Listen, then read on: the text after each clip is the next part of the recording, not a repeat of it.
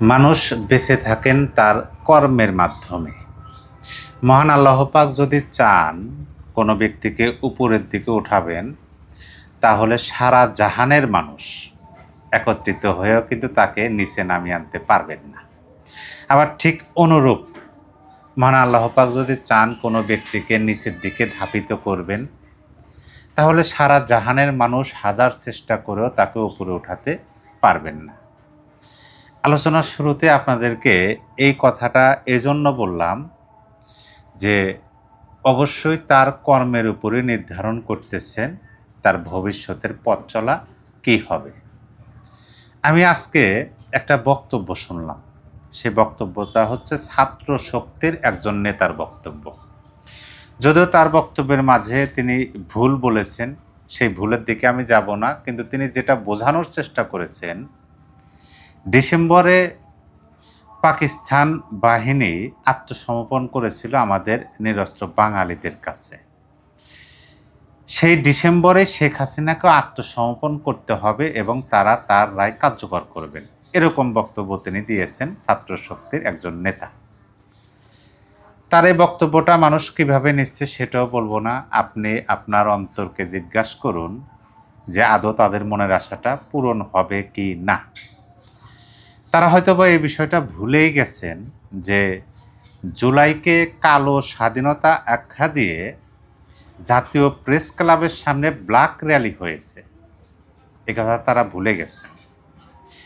এক বছরেই তাদের যেটাকে তারা বলেন যে তারা অনেক কিছু অর্জন করেছেন, সেটা যে ধূলিসাৎ তারা নিজেরাই করেছেন, সেটা তারা এখনো বুঝতে পারতেছে না। যাই হোক, যেটা মূল আলোচনার বিষয় সেখানে আসি। ডিসেম্বর হচ্ছে আমাদের বিজয়ের মাস। দীর্ঘ 9 মাস রক্তক্ষয়ী মুক্তিযুদ্ধের মাধ্যমে 1971 সালের 16ই ডিসেম্বর আমাদের মহান বিজয় দিবস। এখন আমার প্রশ্নটা হলো যে এই ডিসেম্বর বিজয়ের মাসে শেখ হাসিনার আত্মসমর্পণের ঘোষণা কিসের ইঙ্গিত? বিজয়ের মাসে তার আত্মসমর্পণ নাকি বিজয়কে কায়েম করার লক্ষ্য?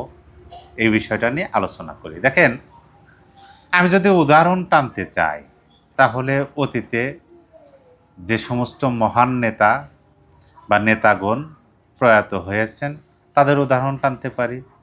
বর্তমান বাংলাদেশে জীবিত আছেন বা দেশের বাইরে জীবিত আছেন এরকম মহান এবং মহৎ ব্যক্তিদেরও উদাহরণ টানতে পারি, কিন্তু সেদিকেও যাব না। শুধুমাত্র আওয়ামী সভানেত্রী তাকে, তার কর্ম, তার কথা এবং তার আদর্শ পথ চলা, এই বিষয়গুলো নিয়ে সংক্ষেপে আলোচনা করার চেষ্টা করব। আশা করি আলোচনাটি যেন 10 মিনিটের মধ্যে শেষ করতে পারি। আওয়ামী সভানেত্রী শেখ হাসিনা হলেন রাজনৈতিক কবি। আমরা যেমন পাঠ্যপুস্তকে পড়েছি, আমার দেশ, কবি কেন বললেন? কেন কবি বললেন না দেশ আমার? দেখেন, শব্দ কিন্তু দুইটা, দেশ এবং আমার। কবি বলেছেন আমার দেশ, কেন আমার দেশ বললেন না? এখানে তো দেশ আমার হতে পারত। এটা নিয়ে আমরা ভাব সম্প্রসারণ করেছি, ভাব অর্থ খোঁজার চেষ্টা করেছি, পরীক্ষাতে এসেছে, লিখেছি। তার মানে কি, একজন কবি মাত্র 2টা শব্দ যদি মার্কেটে ছেড়ে দেন, সেইটা নিয়ে আলোচনা হয়, বিশ্লেষণ হয়, ভাবার্থ বোঝার চেষ্টা করা হয়, গভীরভাবে বিশ্লেষণ করা হয় যে তিনি কেন বললেন, কি করতে যাচ্ছেন তিনি, এটার অর্থ কি। আমি আপনাদেরকে কি বললাম যে আওয়ামী সভানেত্রী হলেন একজন রাজনৈতিক কবি। দেখেন, এইখানে একটু আমি বলি যে তিনি তো নাই, তাকে তো নাই বলতে তিনি তো বাংলাদেশে নাই, তাকে দেখা যায় না, শোনা যায়। তিনি বক্তব্যের মাঝে ছোট্ট একটা অংশে এমন গুরুত্বপূর্ণ কিছু কথা বলেন যেটা কি হয়, ওই পুরো বক্তব্যের ওই সংক্ষিপ্ত অংশটুকু কাট করা হয়, সোশ্যাল মিডিয়ায় আলাদা আলাদাভাবে ছড়িয়ে দেওয়া হয় বা ছড়িয়ে পড়ে। সেটা নিয়ে আমার মতো আরও হাজারো লক্ষ মানুষ আলোচনা করি, বিশ্লেষণ করি, বোঝার চেষ্টা করি যে তিনি কেন এই কথাটা বললেন, কি করতে যাচ্ছেন। একজন প্রকৃত রাজনীতিবিদ তিনি একটা কাজ করবেন, তিনি ঘোষণা দিয়েই করেন, কিন্তু তিনি কিন্তু তার মনের কী কাজ করবেন সেটা কিন্তু বললেন তিনি। তারপরও আমাদের মতো সাধারণ মানুষেরা কিন্তু সঠিকটা নির্ধারণ করতে পারি না। অনেক ক্ষেত্রে কাজ সম্পাদন হওয়ার পরে আমরা বুঝতে পারি, ও তাইলে কি এই নেতা এই নেত্রী এই জন্য এই কথা বলেছিলেন, তখন কিন্তু আমরা বুঝতে পারি। সেজন্যই যে আমার মতো অপরিচিত মুখ যাদেরকে কেউ কোনোদিন চেনেন নাই কিন্তু একটু বিশ্লেষণ করতে পারি, তাদেরকে এখন অনেকেই চেনেন, বিশেষ করে মুক্তিযুদ্ধের পক্ষে, স্বাধীনতা এবং দেশের পক্ষে যারা আছেন। এখন আমি আওয়ামী সভানেত্রীর ওই কথার শিরোনামটা নিয়ে শুধু আলোচনা করব। তিনি যেটা বলছেন সেটার সংক্ষিপ্ত রূপ কী হয়? সংক্ষিপ্ত রূপ হয় যে, আমি ডিসেম্বরে দেশে ফিরব, আমার দল বল নিয়ে আমি আইনের মুখোমুখি হব, আত্মসমর্পণ করব। এটাই তো বোঝায়। এখন এখানে যে প্রশ্নটা আমি করলাম যে ডিসেম্বরেই কেন? যারা স্বাধীনতার বিপক্ষের মানুষ, এটা এখন খোলামেলা, ওপেন সিক্রেট, এটা সবাই জানেন, প্রকাশ্যে এটা নিয়ে কথা হয়, আলোচনা হয়। এই যে জুলাই আগস্ট আন্দোলন, সেই জুলাই আগস্ট আন্দোলনটা প্রকৃতপক্ষেই এটা সুফলটা তারা নিজেদের ঘরে নিয়ে জাতির উপর একটা নির্মমতা ঠেলে দিয়েছেন কারা? দেশবিরোধীরা, স্বাধীনতা বিরোধীরা, অর্থাৎ যাদের পূর্বপুরুষেরা এই বাঙালিদের কাছে পরাজিত হয়েছিলেন, সেই সমস্ত, আরও সংক্ষেপে বলে রাজাকারের উত্তরসূরিরা, আদর্শগত বা বংশগতভাবে তারা কিন্তু কক্ষিগত করেছেন। এখন তারা তো একমাত্র তাদের নিজেদের শত্রু হিসেবে বিবেচনা করেন স্বাধীনতার পক্ষের মানুষদেরকে। রাজনৈতিক দল হিসেবে যদি ধরেন, তাহলে প্রথম যে দলটার নাম আসে সেটা হচ্ছে আওয়ামী লীগ। তাদের প্রধান শত্রু আওয়ামী লীগ। কারণ কি? কারণ ওই দেশবিরোধীদের আদর্শ, দেশবিরোধীদের যে মনোবাসনা যেটা তারা পূরণ করতে চান, সেটা তো হচ্ছে যে তারা ওই যখন পরাধীন ছিল এই ভূখণ্ডটা, তখন যে শাসনামল, সেইভাবে তারা শাসন করতে চান এবং লুটে পুটে খেতে চান। এটার বাধা কারা? এইটার বাধা তো আওয়ামী লীগ, এইটার বাধা তো শেখ হাসিনা, এইটার বাধা তো দেশপ্রেমিক মানুষ, এইটার বাধা তো মুক্তিযুদ্ধ, সংবিধান, সার্বভৌমত্বের পক্ষের মানুষ। তাহলে প্রথম সারিতে কে? শেখ হাসিনা।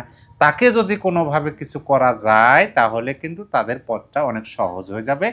যে কারণে জুলাই আগস্ট আন্দোলনে তাদের প্রথম টার্গেটটা ছিল শেখ হাসিনা। কিন্তু যাই হোক, মহান আল্লাহ পাকের অশেষ রহমতে তিনি এবারও তার জীবনটা তিনি জীবিত আছেন।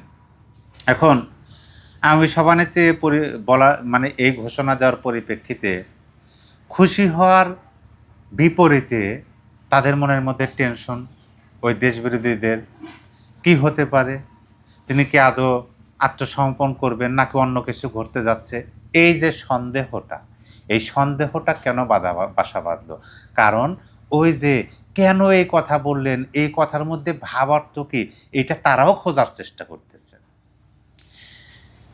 তিনি একজন জেদি মানুষ, তিনি আদর্শিক মানুষ, তিনি দেশের পক্ষের মানুষ। তিনি যেটা করেন সেটা বলেন, যেটা বলেন সেটা করেন, যেটা করতে পারেন সেটাই বলেন। এই যে বক্তব্যটা, এই যে কথাগুলো তার নামে বাংলাদেশে প্রতিষ্ঠিত হয়ে গেছে।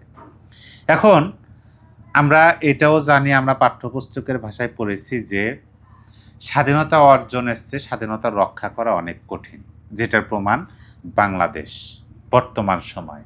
1971 সালে স্বাধীনতা আমরা অর্জন করেছি, কিন্তু 55 বছরের মাথায় এসে সেই স্বাধীনতা রক্ষা করা দেশপ্রেমিক, দেশের পক্ষে, স্বাধীনতার পক্ষের মানুষের জন্য হিমশিম খাইতে হচ্ছে। তার কি মানে কি? রক্ষা করা কঠিন।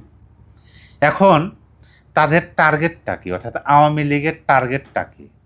শেখ হাসিনার টার্গেটটা কি? তাদের শীর্ষস্থানীয় নেতাদের, নেত্রীদের বক্তব্য শুনলে বোঝা যায় তাদের শত্রু কিন্তু বর্তমান ক্ষমতাসীনদেরকে তারা মনে করেন না।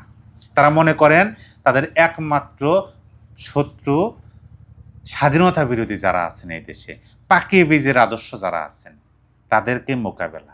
তাইলে শেখ হাসিনা আত্মসমর্পণ বিজয়ের মাসে পাকিস্তানিরা আত্মসমর্পণ করেছিলেন, শেখ হাসিনা আত্মসমর্পণ করবেন নাকি সেই বিজয়ের মাসেই বিজয়কে কায়েম করার লক্ষ্যে তিনি এগোচ্ছেন। প্রিয় দর্শক, এখানে আরেকটি কথা ছোট্ট করে বলে দিই, সেটা হলো যে আমরা কিন্তু এটা জানি যে একজন রাজনৈতিক ব্যক্তিত্ব, একটা রাজনৈতিক দল, তাদের কিন্তু তার এবং তাদের ভবিষ্যৎ পথ চলা নির্ধারিত হয় জনগণের মনোভাবের উপর নির্ভর করে।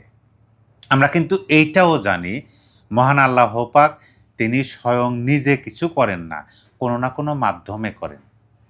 শাসক গোষ্ঠী বা যিনি ক্ষমতায় থাকবেন, ক্ষমতায় আসবেন, কার ক্ষমতা থেকে সরে যেতে হবে, সকল কিছু মহান সৃষ্টিকর্তা নির্ধারণ করেন। তিনি কার মাধ্যমে, কিসের মাধ্যমে করেন? সেই ভূখণ্ডের, সেই অঞ্চলের, সেই দেশের জনগণের মাধ্যমে এটা তিনি করেন। তাহলে এইটা আমি কিন্তু আরও সংক্ষিপ্ত করে দিলাম। তাহলে বুঝুন দেশের মানুষের মনোভাব 5ই আগস্টের পূর্ববর্তী সময় কীরকম ছিল, এখন কীরকম, মানে দেশের পক্ষে, স্বাধীনতার পক্ষে, শক্তির পক্ষে সাধারণের মানুষের মনোভাব। প্রিয় দর্শক, এই বিষয়ে আপনার কিছু বলার থাকলে অবশ্যই কমেন্ট বক্সে লিখে জানিয়ে দিতে পারেন।